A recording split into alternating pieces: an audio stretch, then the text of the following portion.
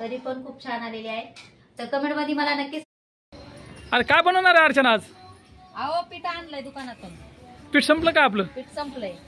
हा मग काय बनवणार असं आज जेवायला? आता पोरं म्हणतात उसळची भाजी करायची. अगोदर मी चपात्या करून घेते, भाकरी टाकून घेते आणि नंतर मग उसळ बघते हाय का. पीठ कशाचं आणलंस? बाजरीचं आणि गव्हाचं.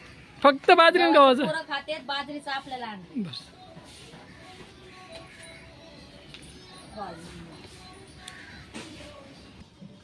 तर बघा हे बघा मी गव्हाचं आणि बाजरीचं पीठ आणलेलं आहे. मी आता पीठ मळून घेते, अगोदर चपात्या आणि भाकरी करते आणि नंतर बघते उसळ भेटली तर भेटली, भेटती का नाही ते पण माहित नाही, कारण त्या दिवशी पण गेलते तर संपली होती.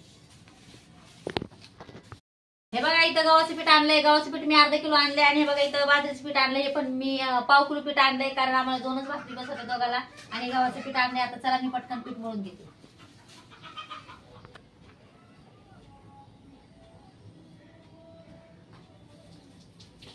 घेते पटकन पीठ मळून आणि चपात्या बनवते.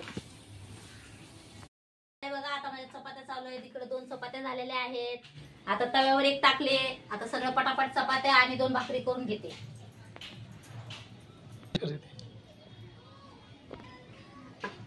आपला व्हिडिओ खूप मोठा होतोय त्याच्यासाठी मी आता मी अगोदर चपात्या करून घेते आणि नंतर दाखवते भाजी करताना. आहेत आता मी करते बाजरीच्या 2 भाकरी. पटकन घेते करून, अजून भाजी बनवायची.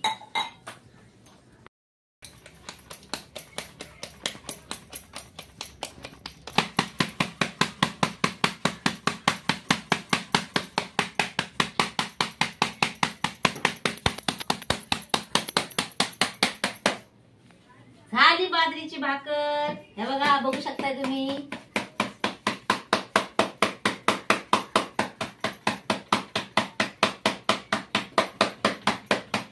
शेंगदाणे आणि खोबरं सगळं भाजून घेतलेलं आहे तेल टाकून.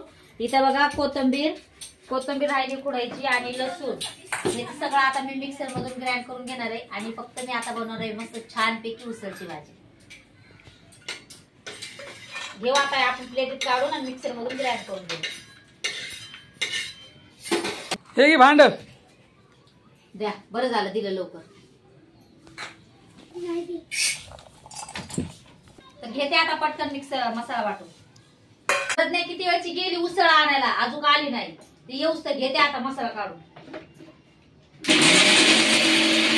आले बाबा लय गर्दी होती, कंटाळा आलता थांबून आले.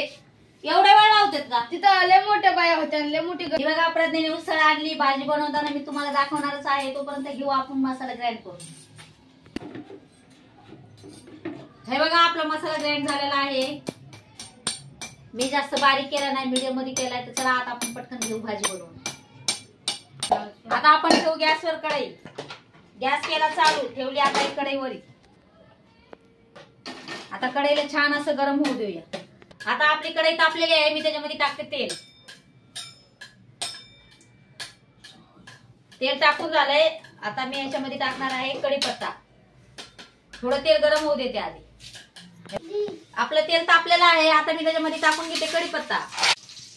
कढीपत्ता टाकलेला आहे. आता मी त्याच्यामध्ये टाकणार आहे लाल मसाला आणि दुसरा एक मसाला आहे तो पण टाकणार आहे. आणि तो टाकून झाल्याच्या नंतर मी हा बघा मिक्सर मधून काढलेला मसाला टाकणार आहे. आधी गॅस थोडा स्लो करते, कारण हा मसाला करपायला नाही पाहिजे.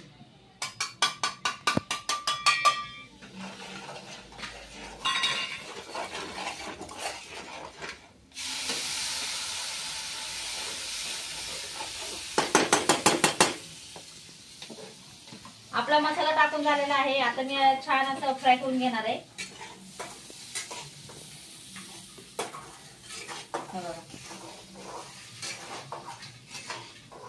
आता छान फ्राय होईपर्यंत मी कापून घेणार आहे बटाटे. हे बघा इथं बटाटे आहेत. बटाटे असं वरचं साल्ट काढणार आहे, त्याला बारीक बारीक कापणार आहे. आणि हे इथं उसळ घेऊ आपण. आता पटकन बटाट्याचे साल्टे काढू.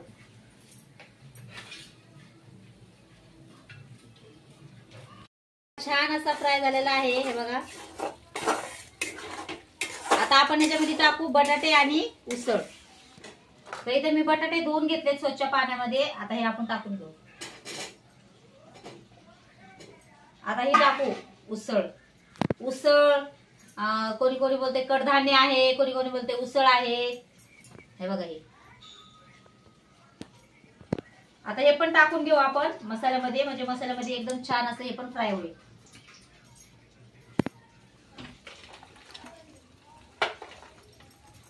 सगळं टाकलंय मी आता याच्यामध्ये बघा. आता असं छान प्रकारे आपण याला मिक्स करून घेऊया, म्हणजे सगळं एकजीव होऊन जायचं मसाल्यामध्ये. आता तोपर्यंत याला 5-10 मिनिटं आपण झाकून ठेवू, म्हणजे मसाला अजून छान होईल.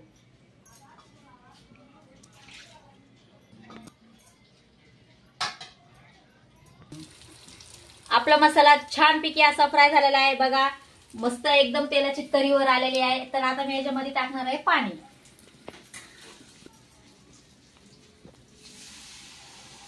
आता आपण याच्यामध्ये पाणी टाकून घेतलेलं आहे. आता याला छानपैकी आपण मिक्स करून घेऊया. आणि मीठ टाकायचं मी विसरलेले. मी मगाशी मीठ नव्हतं टाकलं, आता मी मीठ टाकते, माझ्या लक्षातच नव्हतं. आता आपण आपली भाजी झाली आहे का? आपली भाजी झालेली आहे हे बघा. आणि मी इथं रस्सा भाजी केलेली आहे. हे उसळ, बटाटे सर्व काय आहे. आपण टेस्ट करून बी बघू याच्यात मसाला, मीठ सगळं बरोबर आहे का.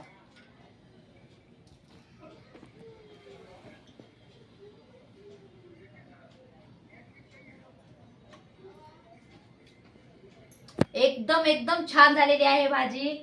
आणि एकदम मस्त आणि तरी पण आलेली आहे बघा, बघू शकताय तुम्ही. तरी पण खूप छान आलेली आहे. तर कमेंट मध्ये मला नक्की सांगा उसळची भाजी कशी आहे आणि उसळची भाजी कोणाकोणाला आवडते.